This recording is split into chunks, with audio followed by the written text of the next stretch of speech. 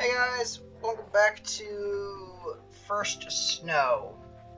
Yeah. It is hot in my room. Oh yeah, wait, hold on. I have my thing right under me.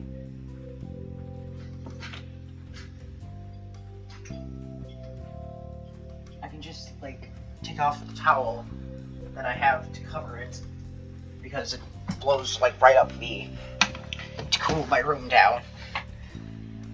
It feels a little weird to have Eileen's arm around my back and holding my shoulder as we walk side by side. Even if it is to guide me, she takes a long while to let it go. Are you sure you're alright leaving them alone? Not at all. Not like I can do anything to actually help, though. All I can do is just awkwardly laugh it off. I don't have the first clue on even have the first clue on even day-to-day maintenance for a call after all. So maybe just staying out of the supposed mechanic's way might be for the best. At least I broke the ice a little bit, as I still feel unsure when I'm alone with her. I can never seem to get a read on Eileen. Every time we talk, I end up getting caught in her pace. Even now, I'm not sure why she pulled me away to walk with her. Alright, no, that's not quite true. She must have noticed me being depressed earlier, even if she isn't saying anything about it. Given how she also invited me over for dinner when I was hungry, it seems she really does care for me despite her stoic exterior. I can get behind that. Yeah, okay. As she drops her empty coffee cup in a bin as we pass, I realize it's going to be up to me to raise the subject. So, you saw me earlier, huh? You looked a bit bummed when you got off the phone. Didn't want to bring it up, if you didn't, though. She left me no choice. Sorry. It was my dad. I missed talking to my family after so long. Sorry for being so flustered about it. Nothing to be sorry for, it's only natural. Huh? So, that's what has you depressed. Being homesick, huh? Yeah. Sometimes. Moving out for the first time is a big deal. You don't need to beat yourself up over feeling stressed. Thank you. Wow. Yeah, thanks. I thought I was doing okay, but when I heard my dad's voice again, it reminded you what you're away from. All I gave was a simple nod. She doesn't seem to be sneaking in an overly soft or caring tone, but she is listening carefully. I do appreciate it, really. She doesn't come off as patronizing. I can't imagine living alone. I have no idea how you do it. She gives an absent-minded shrug. I'm not really fussed about that sort of thing. Besides, Wallace drops by sometimes, and you're welcome as well. It's good that you have a roommate you get along with, though. That helps. I get the feeling Eileen's circling around what she actually wants to say. As she looks to me, I think she realizes that the game is up. The two of us stopping as she turns in front of me. Allison. We're all freshmen here. You, me, Caprice. We're all away from our families and trying to find our niche. If you want to talk or vent, we're around. Wallace told me you talked, so you have that big oof as well. Oh, you have that big oof as well. That's it, I guess. I might have thought I didn't want to worry her, but her reassurance are more comforting than I guessed they'd be. Even as I manage to gather myself, I can't help but smile. I know it's a little bit selfish, but it's sort of nice to have someone worried over me. To my surprise, she brings her hand up to my head and starts ruffling my hair. It's hard to read her expression as she does so, but I don't feel off-put by it at all. I actually feel quite the opposite. She pauses for a moment, her face stuck. Sorry, if you don't... No, it's totally fine. I only managed to splutter out the words. My dumb smile is better getting the message across. Taking the cue, she begins petting my head once more. I forgot how much I missed simple physical interaction. I think everyone is missing simple physical interaction, as awkward as she might be about it. A hug might be more normal, but somehow it's hard to imagine Eileen doing that. It's not a secret I'm not great at this kind of thing. I just keep what I said in mind, alright? Will do. Everyone here is to help me. I'll remember that. Removing her hand, Eileen and I start heading back towards the car side by side. It's easy for someone who's outgoing to comfort another, but it feels somehow more sincere from a loner like Eileen. She's making an extra effort for my sake. Somehow I feel a little warmer than I did before we walked by. Maybe the weather's improved, but I highly doubt that. I have a warm feeling in my heart for my crush. I guess you've had experience living alone, haven't you? Huh? No, I just moved out for college, same as you. So we're in the same situation, but Eileen has everything so together that she can offer me help like this. Moreover, she's known so this entire time.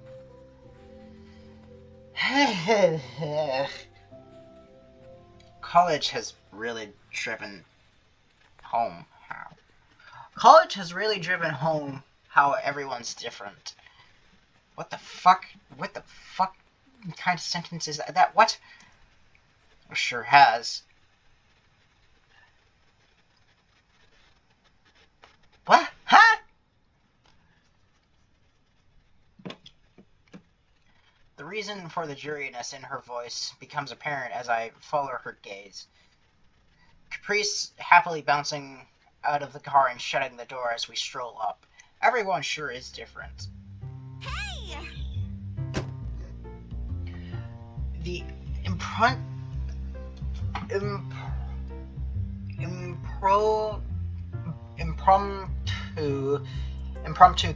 mechanic appears finished as well, righting herself and closing the hood after poking around inside.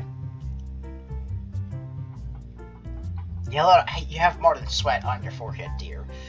She absentmindedly wipes the sweat off her forehead, leaving some grease on her face before realizing her error. Whoops. Well, it's fixed for now. Looks like the fuse went. Nothing major. I've done what I can out here, but it needs a proper fix back at the shop. This will get you going, though. Eileen's impressed look shared by me. Being so handy is a good trait to have, and she did come all the way out here just to help us. I'm impressed. Did you fix cars before? I was about to recommend taking it to my dad's auto shop, actually. Sure. Ah. Your dad's shop is as good as any other. I'll sort something out this afternoon. I would shake your hand for thanking you as a thank you, but your hand in my hand and what you just did, you know. Millie gives a self-deprecating smile in response. Caprice passes her a handkerchief from her pocket, which Millie quickly uses to wipe her hands as best she can. You know, since you're already here... No. Jesus Christ, Caprice, read the room. I'll let you all get on your art club adventure. I have other things I needed to do anyway. Sorry. Have fun. Thank you. We will, I guess, somehow.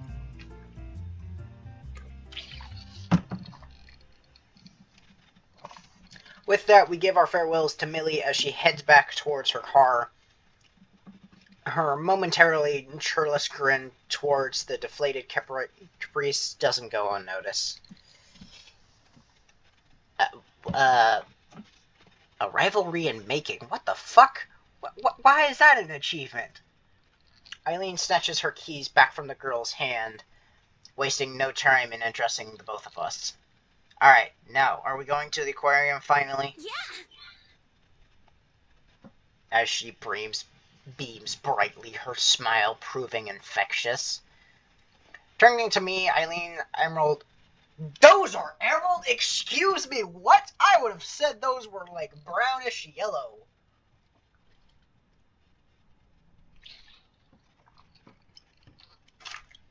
I disagree, dear game. Eileen's eyes stare into my own, checking my reaction after the day's advance. As rough as she might be, Eileen really does care about others and acts really motherly. Eileen. Yeah, let's go. I'm ready. With this, she gives one of those few smiles she dare gives. It feels like a reward to see them, and I feel myself wanting to see them more and more. Simp! Oh, her thing has, like, the, oh, fuck, what is it? It's the, suits! The card suits on her sweater. That's cool. I briefly wonder who's in the art room as I proceeded along the second floor hallway. Well, less wonder and more hope. Caprice will be there. I've little no doubt of that, but I'm starting to enjoy being around Eileen more and more. Her paintings are always so nice to see, and anytime I manage to make her warm to me, somehow feels really rewarding. Someone like Caprice smiles all the time, and the moment we sat beside each other into a biology lecture, my fate was sealed as she began chatting to me without prompt. Well, I don't mind that at all. Finding her bubbly attitude uplifting is a little overbearing at times. There's a little about her that she keeps to her. There's quite little about her that she keeps to herself. I can't fucking read apparently today. When Eileen gives praise or even just smiles, it feels genuinely earned. I think that's the difference, and I think I like that more.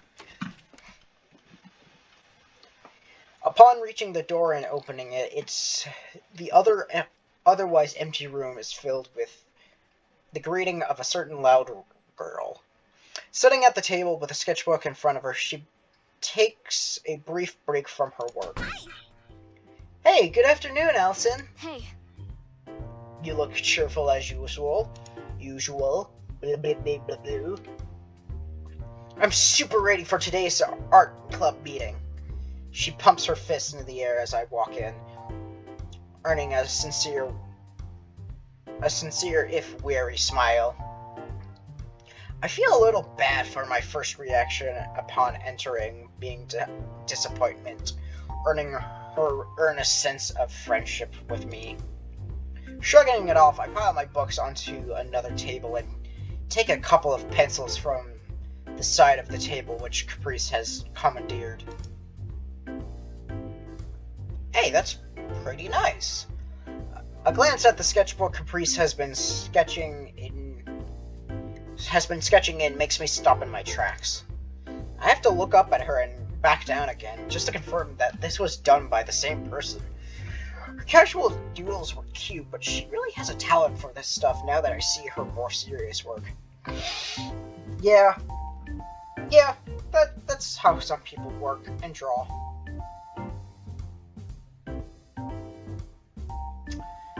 I never really questioned how Caprice has practiced her art. Now that I think about it, I never feel chastised for understanding how much effort she puts into this hobby. Motivated to try a little bit harder myself, I take a seat and open one of my notebooks. Flipping to a mostly empty page, I ponder for a moment before settling about sketching a cat. They were always my favorite subject to doodle.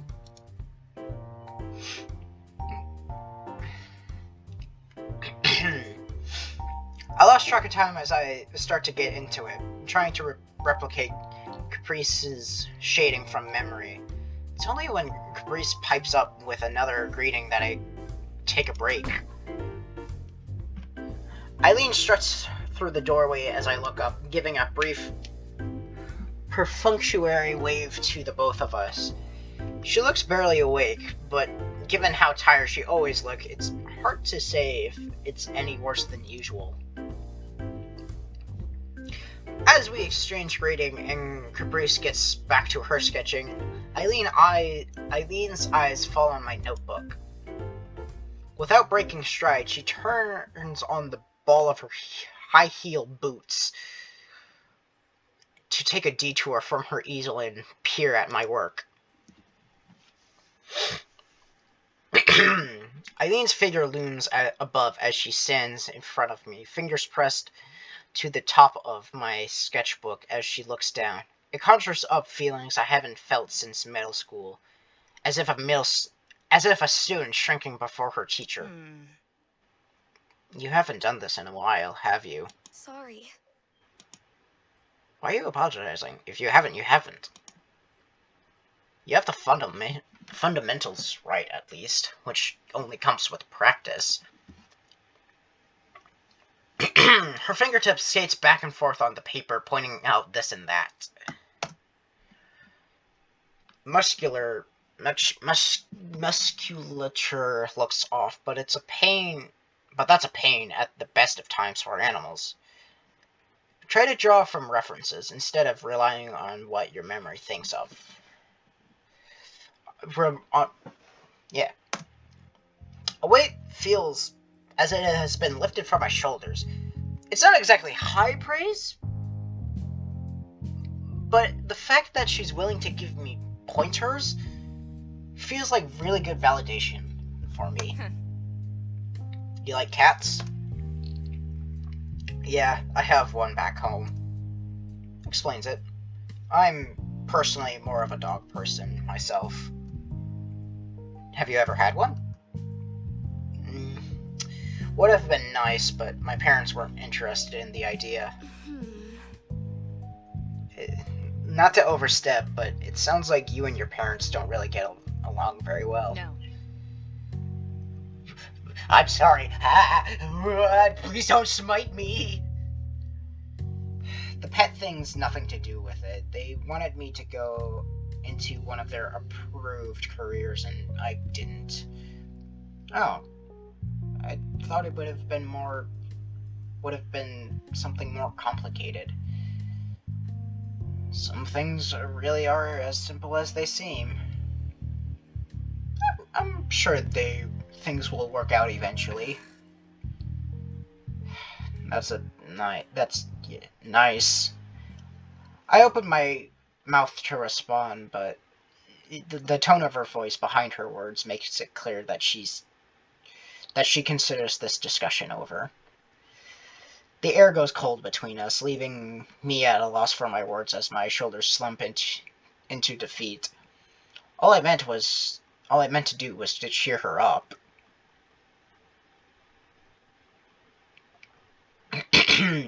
As she steps over to another table and pulls off her coat, Caprice gleefully fills the awful silence with her bubbly voice. Have you tried doing other stuff as well? What? Huh? What do you mean? You know, like other kinds of art. There's oils, watercolor, poetry, fletching. What the fuck is fletching? What the fuck is I have to... Let me look that up really quick. No, not camera. God damn it.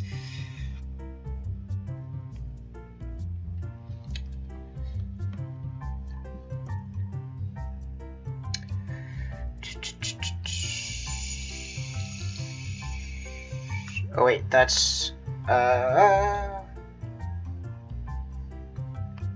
fletching art. Ah! Come on, load.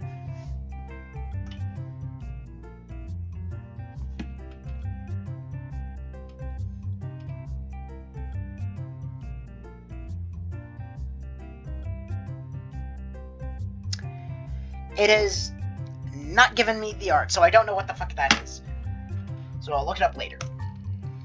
I both paint and sketch work, so it's not like you need to keep to one thing or the other. I can get out some pottery stuff if you want.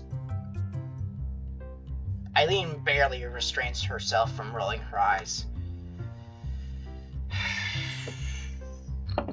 By harassing the poor professor into giving you some clean time and clay. It's not harassment, it's negotiating. Okay, I have to use the bathroom, and my computer is really getting hot, so I am going to... No, I said delete. I'm going to end it here, so thank you guys so much for watching. If you guys liked it, please leave a like, subscribe, ring the bell for notifications. Check out other active series on my channel. I have 2 Try Not to Laugh challenges. I've done The Room, I've started Psychonauts, I've played Steven Universe Save the Light, and I've played League of Legends. Some finished playthroughs and one-ups that I've done are Doki Doki Literature Club, A Raven's Monologue, Grimm's Hollow, Nocturne Prelude, and Press the Button. So yeah, I will see you guys in the next issue. See you!